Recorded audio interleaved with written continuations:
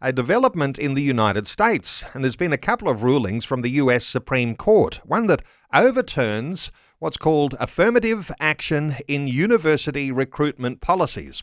As complex as that sounds, it all has to do with universities and people's placement and all sorts of things with quotas and such things. What's the development that's happened in the US and how that might relate to us? Well, what's happened is very significant, Neil. This became available to Liz on a ruling on Friday that is on our Twitter feed, came up that the idea that if you were a Black, Native American, Hispanic, that you would be able to get into Harvard over and above somebody who wasn't of those races.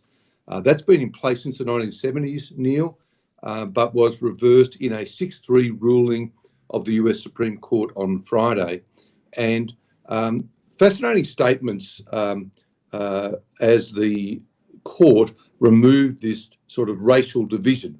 So there was, you could be knocked back because you were white. And this was happening at prestigious colleges like Harvard.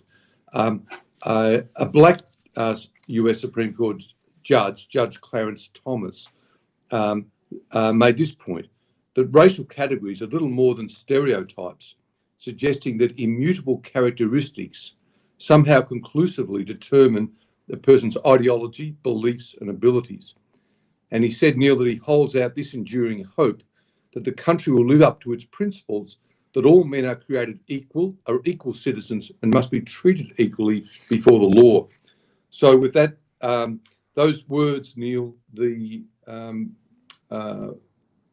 this system of affirmative action was abolished. Neil, it has implications, I think, potentially for the way we're looking at going ahead in Australia with the voice, which is that will be an institution whereby you will have to be or identify as Aboriginal to be a part of, and it is a significant chamber who will wield great influence, unelected influence in our politics. And I think it's just worth reflecting on, Neil, that the US Supreme Court has just said it is wrong to divide on race, and we are poised to say that it's right to divide on race in relation to the voice. I'm not sure of your response to that, Neil, but it's a concern. You know, it is a concern, and it reminds me, just in the weeks gone by, there's been that controversy that's arisen in New Zealand, where there were going to be some, based on race, who might have even had preference in admission to a hospital. So you've got this growing sentiment now and an understanding coming out of the US around universities that when you've got people who are of one race and maybe having some preference over another race, that somehow or other you've got to have an equalising factor. And so this comes back to the American Constitution in what's happened there, Dan, because the American Constitution actually has an equality not based on skin colour, but that already is something that's in place. So they're not likely to have the sort of voice controversy that we're having in the discussion about this change to our Constitution. That's absolutely right, Neil. The voice would not happen in the US because of that equality of the races. It's something to reflect upon. Christians have various views on the voice, but the division on race is a point that is concerning to us as an organisation. And just to zero in here and make sure we're reflecting on this in a right way here, Dan, because what you're saying is here in Australia, we also have a constitution that says there is no preference given to anyone because of skin colour. But what we might face in the voice, if there is a voice, that there might be preferential treatment given to skin colour if there is a yes vote that goes ahead. Now, it is controversial. People are thinking about the issues and wanting not to be ignorant, wanting to understand what the potential for the outcomes might be. But that is one of those things that you've got to pay attention to, is there will be a change if there is a yes vote. That's correct, Neil. That's correct. And, as people weigh the competing considerations, I would just simply put that in the mix. That you have a group that's a high-level advisory chamber of the Parliament, not quite of the Parliament, but certainly recognised in the Constitution and it's race-based. That's got to raise a few questions. Now, there's been a couple of very interesting and some will say controversial decisions that have come out of the US Supreme Court. Another one is around a website maker. What's the detail here in your understanding, Dan? Well, there's a wedding website designer. Her name is Laurie Smith, and she appealed a Colorado anti-discrimination law where she was saying this law would make her create websites for same-sex couples and thereby compelling her to endorse those marriages. And as a Christian, she said that violated her First Amendment right to free speech. In other words, she didn't want to be compelled to say something. Again, in a 6-3 ruling, representing, I think, the conservative, domination of that court, the court found that, yes, Laurie Smith does have a right not to create a website for a same-sex wedding. She has a right not to be forced to make some sort of design for a message about which she disagrees. So that's a wonderful, wonderful development, Neil. And, we're seeing a little bit of light there in terms of freedom for religious people who are in business.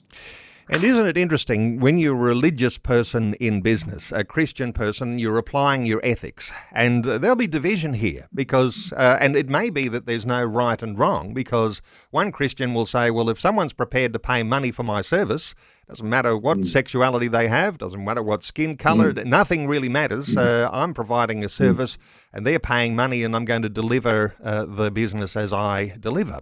On the other hand, you've got someone who says, with my conscience, I won't be exposing my staff or I won't be myself putting my own business into something that compromises my religious belief. And so you've got both sides may actually be legitimate.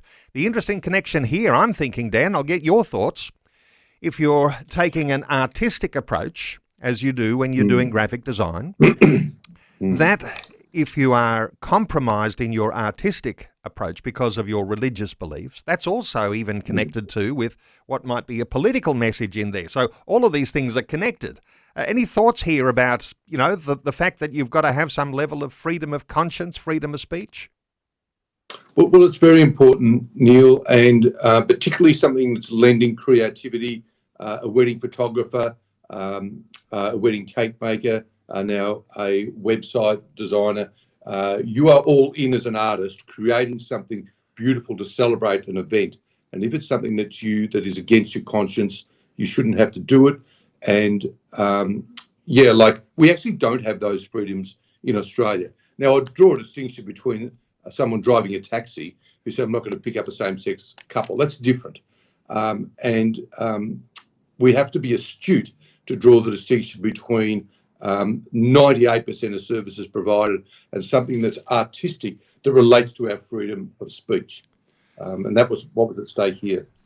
So, as you say, we don't have these freedoms in Australia to say no. Do you know how things stand right now, Dan? How do you reflect on that? Well, look, the bottom line is at the moment that you don't have a right to discriminate against a protected attribute or a protected class. That's the way things stand at the moment in Australia. And it's probably going to get worse, Neil, because of some legislation that's afoot in New South Wales. And that's concerning us as well. You're referring to Alex Greenwich's equality bill, and he's pushing this fairly hard. What's the update here? Well, it's called an omnibus bill because it contains everything.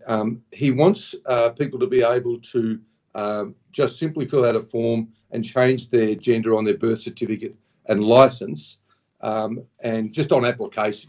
Fill the form out, apply, and get it done. He also, the second aim of the bill is to remove any religious protections that currently exist in anti-discrimination laws. And it may be that in some parts of discrimination legislation that people have a right to conscience. There's an element of that in the Victorian legislation. All of that would go. The third element of this is to do with conversion practices.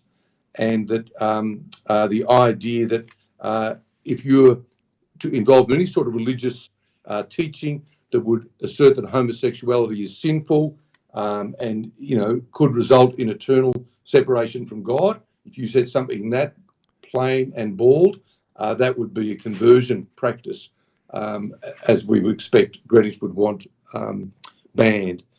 So these are all great concerns, and somehow, Neil, these are so ideological, and people wave a yes flag too. But I'll tell you who's not being fooled, Neil: the health insurer, MDA.